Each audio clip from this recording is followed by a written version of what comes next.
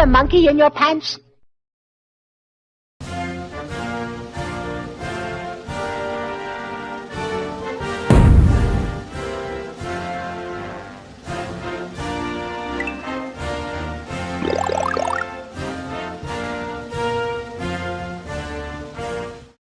Alright guys, how's it going? Welcome back to another episode of the SNES Quest.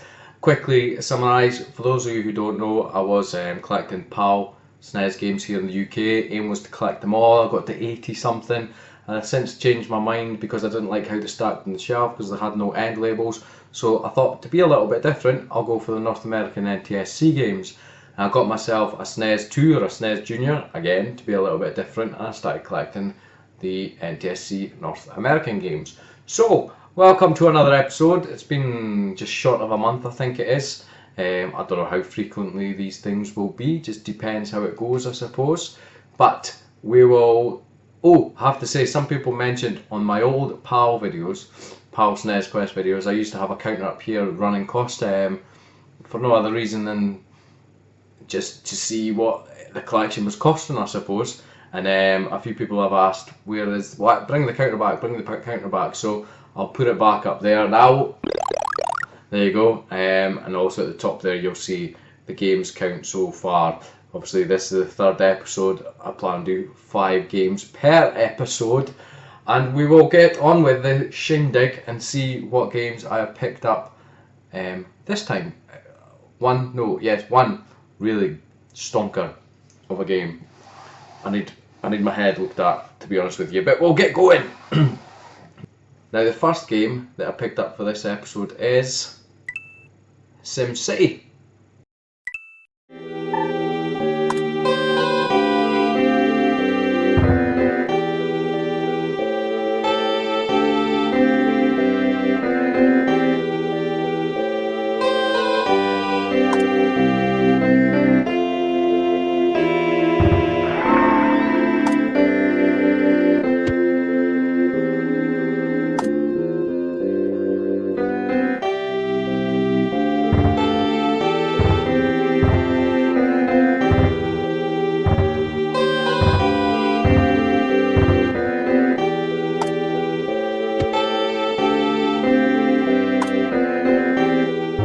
Now this is actually a, what do we call it, a Player's Choice Million Seller is what it is. I don't know if you can see that. There you go, I've not seen these before. There you go. Is that a bit of a label on it, with labelware? Maybe ever so slightly, yes. SimCity, there's my face. Player's Choice, I don't think, did we get PAL cartridges that were like that? I do not know, but SimCity, one of my all-time favourite games, played it back on the Atari ST and the Amiga. The Nintendo version is also a game that I had when I was a child, and it's just as good as those versions. Adds in a few differences. You can get a Mario Mayor statue, I think, and the monster that comes in attack is Bowser. It's all Nintendo-y, but not in a bad way. It's really good, and it's an awesome game as well. So I had to have it because I love that. I love strategy and stuff games. I just love SimCity and games like it. So very happy to have that. Now the second game is an absolute classic. It is Pilot Wings.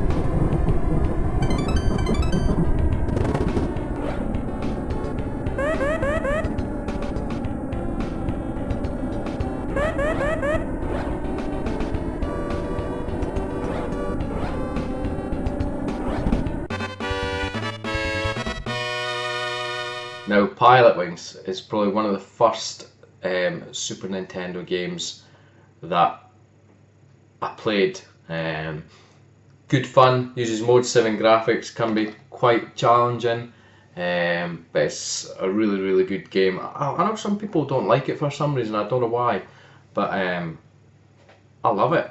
I've loved it on every version apart from Super Nintendo, the 3DS, the N64. Has there been any more? I don't think so. But Pilotwings, for any Super Nintendo owner or collector, because a collector might want all the games, but for any Super Nintendo owner, it's an essential addition in my eyes. Absolutely amazing fun game.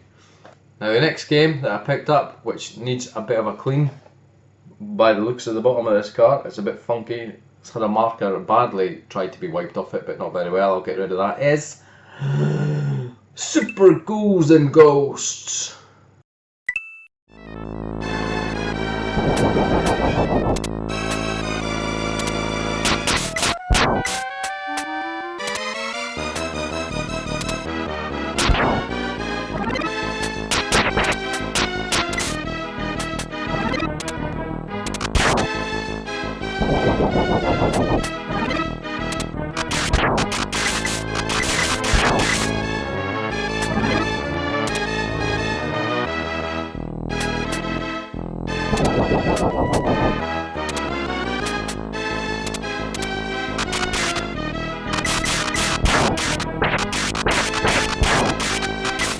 Now obviously Super Ghouls and Ghosts is a Capcom game, Capcom arcade game. It's a rattly cartridge.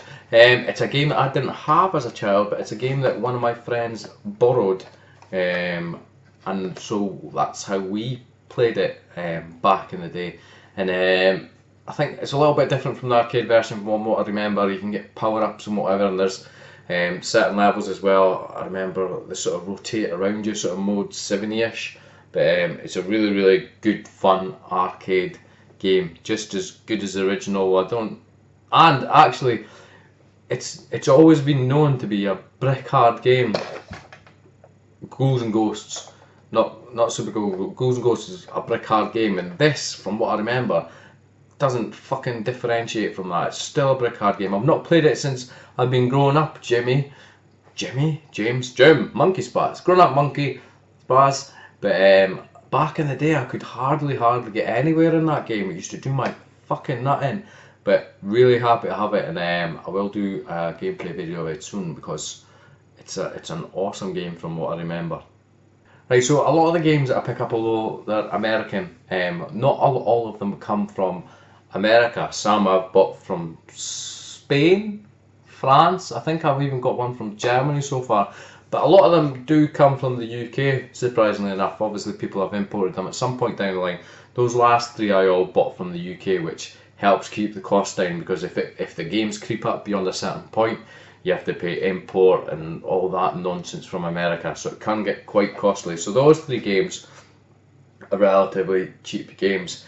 Now these two I'm going to basically just show back to back because I bought them as a bundle and I bought them as a bundle price, and you won't see the price over there with the game info. I'll just tell you what it was once I bought it. It wasn't like, I'm not telling you because it was an amazing price, just because it's easy for me to tell you like that, because I import fees and all that, rather than try to break it down how much each game would have been individually.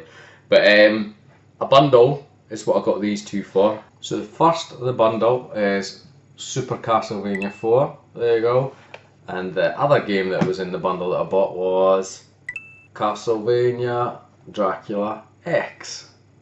There you go.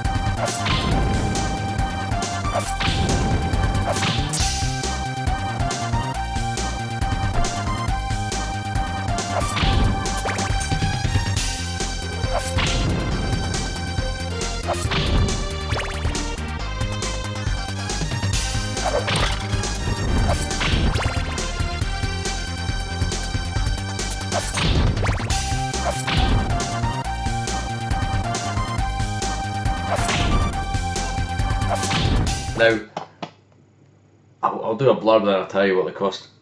Super Castlevania 4, a game. I love Castlevania on the Game Boy, the original game. I've never played another one to date, honestly, apart from, I think I've messed about with this on an emulator a long time ago. I probably know the music from this game more than anything else about the game. The music's epic for it. I've still to play it, never played it to date.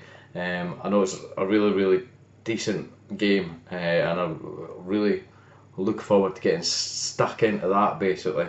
Now, Dracula X is a lot rarer than, there we go, Super Castlevania 4. It's basically, I think it's a port of a PC Engine game, but some things are slightly different in it. I don't know the exact ins and outs of it. Google is your friend if you want to know, but using the little SNES Collector app on my phone, this is, I think, 7th rarest game. Oh, it's not on the SNES Collector app actually, it's on the SNES Rarity Guide, which is a website. It's 7th rarest game, so it's thought of as quite rare, and for that reason it's quite pricey. So I can't bring myself to say it, but the price that I paid for these two, including customs and import and postage and all that, is now on the screen. Is it gone? Is it gone yet? It's gone. Ugh. So this game fetches a bit of money, regardless if it's UK or NTSC or whatever. I think I've seen it go for about £35, this version of it, in this country. But obviously I got it imported as part of the bundle. Now, this game, I was seeing this game going for sale or it was listed for sale at the time. It's because it's quite rare. There's not that many copies that pop up. At one time I had a look and there was a couple of copies, but they're all like ripped labels like this, or a little bit of label at the top, and people are still wanting £90 for it. Is it worth £90? It's one of those things, it's worth whatever somebody's going to pay for it at the end of the day. I paid a lot of money for this, and this, obviously a lot of it is import and however it works, VAT and all that shite at the end of the day, but happy to have this because it's one of those rare games along the likes of Chrono Trigger and Earthbound, which I own as well. And I will be doing a gameplay of it. Really looking forward to get stuck into this and see what it's all about. It's just one of those things, it's a pricey rare game. I think most collectors want to own it or have it in their collection, but like I say, happy to have it. And obviously I had to have this bad boy. I know my arms are going all squiff, there you go. Happy to have light, happy to have this, and really happy to have this as well. Did I pay a lot of money for it? Probably. Did I pay too much for it? Probably, but it's one of those things, like I say, when I was looking for this, there was loads of copies of it, not loads of copies, a couple of copies of it listed, but a lot of them were fucked, and I wasn't going to spend that much money, £90 on a cartridge that had a fucked label and whatever, but this is like really, do you know what I mean, good condition, so happy to have it. As I say, I probably paid too much for it, but it's one of those things, if I see it, I want it, and I'll buy it, and I wouldn't want one with a crappy label at the end of the day. I've seen one other bundle, funnily enough, fucking since I bought this, go for, I think it was £120 or £130, but then obviously you've got postage and customs and all that malarkey on top of that. I think my two were £150, and then postage and customs on top of that, so ooh, it's an expensive one to say the least. It's a bit silly, yes, especially when I could probably buy a Wii U for the price of those two. But half fun of collecting is making yourself bankrupt or something. I do not know. But really happy I have Dracula X in my collection. There's another couple of pricey games that I've got my eye on. Aero Wings as well. I've not got my phone with me to check. That's a game that I want, but that goes for even more. It's silly. The price of some of these SNES games are just bonkers mad. I'm not deliberately choosing expensive games, but at the same time, if I get some of the expensive ones out the way now, then it means they're potentially not going to be even more expensive later on down the line, if that makes sense. But that's me, guys. That's this episode's finds. I didn't find them. That's another thing, because obviously I don't live in the US. I'm not. I can't go to swap meets or what else do we call them in America? Fucking Goodwill stores and find these for a buck or whatever like that. Because I'm here in the UK, I have to rely on eBay, like 99% of the time eBay, whether it's buying them directly from the UK or importing them in. Do you know what I mean? I just have to do what I have to do at the end of the day, but it is what it is. But we got SimCity 6C, we got Awesome Piloting 6C, we got Super Ghouls and Ghosts 6C, we got Super Castlevania 4, Super 6C, and we got Super Big Bad Gun here. Bad Gun? Big Guns Castlevania Dracula X. But that's me, guys. I'm always curious if anybody's got some of these for sale. NTSC SNES games. Let me know. I may purchase them off you if they're what I'm after. I'm not necessarily going to buy all the crap in the world, excuse me, just for the sake of having it. But I'm trying to, on the app that I use, I think it's called SNES Collector on the iPhone. I've got 80 something games on my wanted list, and the majority of them are all good games. So I'm going to try and work my way through that first of all. But also curious if there's games out there that you maybe think I haven't heard of. Obviously I've heard of Aero Wings, Metal Warriors as well as another one that is on my wanted list. But any other games, or maybe hidden gems that aren't necessarily expensive or rare, are also interested to know what games from maybe only North American releases. Be quite interesting just working my way through them as well as something to do while I'm collecting these games. That's me, guys. As always, thank you very much for watching. Please feel free to comment down below. I do 99.9% of the time try and reply back to any comments. But like it says, get involved. Tell me what games you think I should have. If there's any games that I don't know about or whatnot, I'll be really interested here. But until next time, guys, I'll catch you later. Do you have a monkey in your pants?